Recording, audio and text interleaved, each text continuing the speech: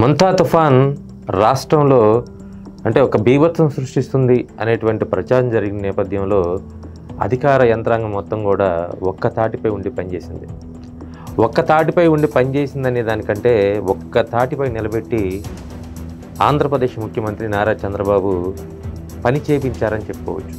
ఎందుకంటే అసలు ఈ తుఫాను ప్రభావం స్టార్ట్ అయిన దగ్గర నుంచి నిన్న రాత్రి 2 గంటల వరకు అసలు నిద్రాహారాలు కూడా మానేసి అధికారుల్ని ఎప్పటికప్పుడు అలర్ట్ చేయటం, ఈ ఒక్క ముఖ్యమంత్రికే చెల్లిందా అనేటువంటి ప్రచారం అయితే పెద్ద ఎత్తున కొనసాగుతుంది. ఎందుకంటే ఓ పక్కన మంత్రులు, మరో పక్కన ముఖ్యమంత్రి, ఇంకో పక్కన అధికారులు, వీళ్ళంతా కూడా ఇక్కడ వార్ రూమ్ లాంటిది ఒకటి ఏర్పాటు చేసుకొని, కమాండ్ కంట్రోల్ రూమ్ ఒకటి ఏర్పాటు చేసుకొని నిరంతరం తుఫాన్ యొక్క కదలికలను గమనిస్తూనే అధికారులకు దిశానిర్దేశం చేశారు. ఎందుకంటే సాధారణంగా మీరు అధికారులు చర్యలు తీసుకోండి, అధికారులు మీరు బాగా పనిచేయండి అని చెప్పి రాత్రి 9 గంటలకు ఇంటికి వెళ్ళి పడుకుంటే ముఖ్యమంత్రి, ఆ తర్వాత అధికార యంత్రాంగం ఎలా పనిచేస్తుందో గతంలో జరిగినటువంటి కొన్ని ఇన్సిడెంట్ చూసాం మనం.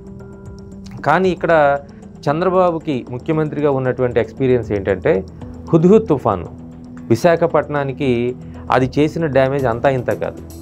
ఎందుకంటే అప్పుడు కూడా ఆ తుఫాను ఒక ప్రభావాన్ని అంచనా వేయలేకపోయినటువంటి ప్రభుత్వం కావచ్చు, లేదంటే పాలనా యంత్రాంగం కావచ్చు, అధికారులు కావచ్చు, భారీ మూల్యాన్ని చెల్లించుకోవాల్సి వచ్చింది. ఎందుకంటే విశాఖ హుద్హుద్ తుఫాను ఆ ప్రభావం తర్వాత నెక్స్ట్ డే ఎలా ఉందంటే నేను నా కళ్ళతో చూశాను, ఒక అడవిలా ఉంది. ఎందుకంటే అక్కడ రిపోర్టింగ్ చేయడానికి వెళ్ళినప్పుడు మొత్తం ఎయిర్పోర్టు కకావికలం అయిపోయింది, దానికి ఉన్న డోర్లు మొత్తం ఎగిరిపోయినాయి. దాని తర్వాత అక్కడ ఫుల్ వాటర్ ఉంది. దాని తర్వాత మొత్తం కూడా ఒక అడవి ప్రాంతం, అంటే నేను విశాఖలో ఉన్నానా, విశాఖ మన్యంలో ఉన్నానా అనేటువంటి ఒక భావన కలిగించేలాగా మారింది.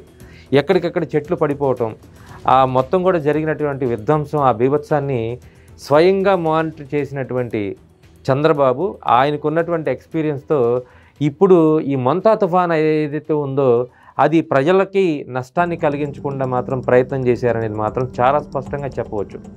ఎందుకంటే వచ్చినటువంటి భారీ వర్షాలు అపారంగా కురుస్తున్నటువంటి నేపథ్యంలో ఎలాంటి ప్రాణ నష్టం జరగకుండా కాపాడటం అనే ఒక ధ్యేయంతో నిన్న ప్రభుత్వం పనిచేసినట్లుగా కనిపిస్తుంది. ఒక ముఖ్యమంత్రే కాదు, ఆయనకు సంబంధించినటువంటి క్యాబినెట్ మొత్తం కూడా దాదాపుగా మంత్రి లోకేష్ కావచ్చు, లేదంటే హోమ్ మినిస్టర్ అనిత కావచ్చు, వీళ్ళంతా కూడా అక్కడే మకాం వేసి, ఏదైతే కమాండ్ కంట్రోల్ రూమ్ పెట్టుకున్నారో అక్కడే మకాం వేసి అధికారులందరికీ కూడా ఎప్పటికప్పుడు దిశానిర్దేశం చేయటం, దానివల్లే ఈ మంతా తుఫాన్ యొక్క ప్రభావం గణనీయంగా తగ్గించగలిగారు. ఎందుకంటే ఆస్తి నష్టం తగ్గించలేకపోవచ్చు. ఎందుకంటే ఈ ఏదైనా నేచురల్ కలామిటీస్ ఇట్లాంటివి వచ్చినప్పుడు వర్షాన్ని ఆపలేరు, గాలిని ఆపలేరు, కానీ నష్టాన్ని ఆపగలుగుతాం. ఏది ఆస్తి నష్టాన్ని తగ్గించగలగో లేదా ప్రాణ నష్టాన్ని తగ్గించాలి. ముఖ్యంగా ప్రాణ నష్టం మీద ఎక్కువగా కాన్సన్ట్రేషన్ చేశారు. అందుకే ఎక్కడికక్కడ మీకు అక్కడ విశాఖపట్నం నుంచి బిగిన్ చేసుకుంటే దాని తర్వాత కాకినాడ, దాని తర్వాత మచిలీపట్నం, దాని తర్వాత సూర్యలంక, మొత్తం కూడా పర్యాటక కేంద్రాలు అయినప్పటికీ కూడా బీచ్లు మొత్తాన్ని ముందుగానే క్లోజ్ చేశారు. దానివల్ల తాత్కాలికంగా కొంతమంది పర్యాటకులు ఇబ్బంది పడి ఉండొచ్చు కాక, కానీ ప్రాణ నష్టం జరగకూడదు కదా. అందువల్లే ప్రాణ నష్టం జరగకుండా తీసుకోవాల్సినటువంటి జాగ్రత్తలు ఎలాంటివో ప్రభుత్వం చాలా స్పష్టంగా చెప్పిన నేపథ్యంలో అధికార యంత్రాంగం కూడా పనిచేసినటువంటి పరిస్థితి. అదేవిధంగా నిన్న అర్ధరాత్రి, అంటే రాత్రి తెల్లవారుజాము వరకు కూడా మంత్రి లోకేష్ స్వయంగా కమాండ్ కంట్రోల్ రూమ్లో ఉండి ఆ మొత్తం కూడా వస్తున్నటువంటి డేటాను సేకరించి ఎక్కడెక్కడ భారీ వర్షాలు ఉన్నాయి, ఎక్కడెక్కడ విండ్స్ ఉన్నాయి, ఎక్కడెక్కడ చెట్లు విరిగి పడిపోయినాయి, ఎక్కడ ట్రాఫిక్కి అంతరాయం కలుగుతుంది, ఈ మొత్తం సమాచారం ఎప్పటికప్పుడు క్రోడీకరించి ఓ పక్కన ముఖ్యమంత్రికి సమాచారం అందిస్తుంది. ఎందుకంటే ముఖ్యమంత్రి ఆయన ఇంటికి వెళ్తూ చాలా స్పష్టంగా ఆదేశాలు ఇచ్చారని చెప్తూ ఉన్నారు. అంటే లోకేష్కి ఇంటి దగ్గర నుంచి ఎప్పటికప్పుడు గంటకి మానిటర్ చేయటం, అదేవిధంగా క్షేత్రస్థాయి దగ్గర నుంచి పై స్థాయి ఉన్నత స్థాయి అధికారుల వరకు వీళ్ళందరినీ ఎక్కడెక్కడ కోఆర్డినేట్ చేయాలి, ఎవరెవరిని ఎలా పంపించాలనేది ఆ స్థాయిలో చేయబట్టే మంతా తుఫాన్ యొక్క ప్రభావం గణనీయంగా తగ్గిందనేది చాలా స్పష్టంగా మనకు అర్థమవుతుంది. అందుకే ఎక్స్పీరియన్స్డ్ పర్సన్ ఎప్పుడైనా ఎక్స్పీరియన్స్ అనేది ఎందుకు కోరుకుంటారంటే, ఎక్స్పీరియన్స్ ఉన్నప్పుడు ఇలాంటి క్రైసిస్ వచ్చినప్పుడు ఎలా మనం రియాక్ట్ అవ్వాలి, ఎలా మనం యాక్ట్ చేయాలనేటువంటి అంశాలు చాలా వేగంగా నిర్ణయాలు తీసుకుంటారు. అందులో ముఖ్యమంత్రిగా పనిచేసినటువంటి చంద్రబాబుకి అంటే ఒక హుద్హుద్ తుఫానే కాదు, ఫ్లడ్స్ వచ్చిన లేదా వరదలు ఇలాంటి తుఫాన్లు వచ్చినా ఎలా మేనేజ్ చేయాలి, క్రైసిస్ని ఎలా మేనేజ్ చేయాలి అనేటువంటి అంశాలు చాలా స్పష్టంగా తెలుస్తాయి. అందులో కూడా ఉన్నటువంటి పరిస్థితుల్లో ఓ పక్కన పవర్ పోకుండా కాపాడాలి. ఎందుకంటే అందరినీ ఇళ్ళ దగ్గరే ఉండమని చెప్పారు, ప్రజలందరినీ కూడా ఇంటి దగ్గరే ఉండమని చెప్పారు. వాళ్ళు ఇంటి దగ్గర ఉన్న సమయంలో పవర్ కానీ లేకపోతే వాళ్ళు ఏమాత్రం ఇన్కన్వీన్సింగ్గా వాళ్ళు ఇదైనప్పుడు జరిగితే మొత్తం అసలుకే ఎసరు వస్తుంది, అంటే బయటకు వచ్చే ప్రయత్నం చేస్తారు. అలా పవర్ పోకుండా మానిటర్ చేస్తూనే ఒకవేళ చెట్లు విరిగిపడి ఎక్కడన్నా కరెంట్ లైన్లు తెగిపడి అలాంటి సందర్భంలో పోతే ఇమ్మీడియట్గా రిస్టోర్ చేయటం, వాటిని ఇమ్మీడియట్గా మళ్ళీ పునరుద్ధరించడం అనేది ప్రభుత్వం తీసుకున్నటువంటి అతిపెద్ద చర్యగా చెప్పుకోవచ్చు. అయితే పునరావాస కేంద్రాల్లో కూడా వాళ్ళకి కావాల్సినటువంటి ఆహార నీటి సదుపాయాలు మొత్తం కూడా అందజేస్తూ నిన్న అయితే చాలా పకడ్బందీగా ప్లాన్ చేశారు. ఇప్పుడు మంతా తుఫాన్ యొక్క ప్రభావం తగ్గినప్పటికి కూడా భారీ వర్షాలు ముంచబోతున్నాయనేటువంటి సమాచారం పక్కాగా ఉంది. అయితే నిన్న జరిగినటువంటి డ్యామేజ్ కన్నా ఈరోజు ఎక్కువ జరుగుతుంది అనేటువంటి డ్యామేజ్ అంటే కేవలం ప్రాణ నష్టమే కాదు, ఆస్తి నష్టం. ఆ ఆస్తి నష్టం పంట రూపంలో జరుగుతుంది.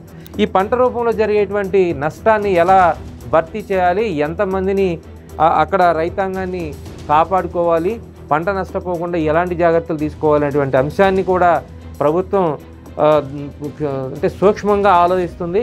అదేవిధంగా ఇప్పటికే పంట నష్టపోయిన వాళ్ళు ఉంటే వాళ్ళకి మనం ఏ విధంగా సహాయపడగలుగుతాం, మనకి నేషనల్ అంటే కేంద్రం నుంచి వచ్చేటువంటి సాయం ఎంత, మనం ఇచ్చే సాయం ఎంత, ఈ మొత్తాన్ని కూడా ఇప్పటికే అంచనా వేస్తూ ఇప్పటికే వాటి మీద కసరత్తు కూడా ప్రభుత్వం మొదలుపెట్టినట్లుగా కనిపిస్తోంది. దానికే పక్కన క్రైసిస్ని నిలువరించడంతో పాటు ప్రాణ నష్టం తగ్గించడం, అదేవిధంగా ఆస్తి నష్టం జరిగిన వాళ్ళకి, పంట నష్టం జరిగిన వాళ్ళకి తిరిగి వాళ్ళకి మళ్ళీ పంటలు వేసుకోవటానికి కానీ తిరిగి వాళ్ళు మళ్ళీ పుంజుకోవటానికి కానీ ప్రయత్నం చేసే పరిస్థితులు కనిపిస్తూ ఉన్నాయి.